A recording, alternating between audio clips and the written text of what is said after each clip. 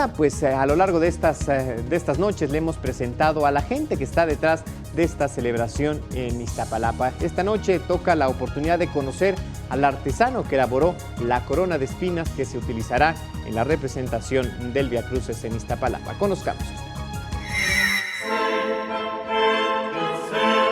Solo utiliza varas de huizache.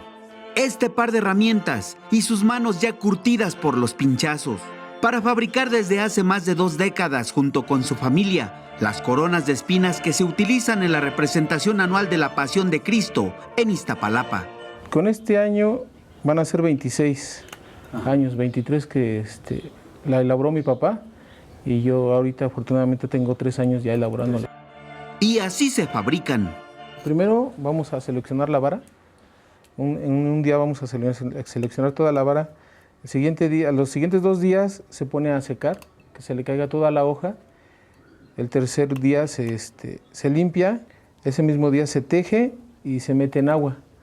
Ahí se queda dos días más, complementando 4 días.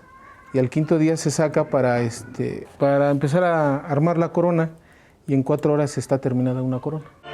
Una vez completado el proceso, se afinan los últimos detalles de amarre con alambre de cobre y el retiro de espinas de la cara interna para evitar que quien represente al nazareno se lesione.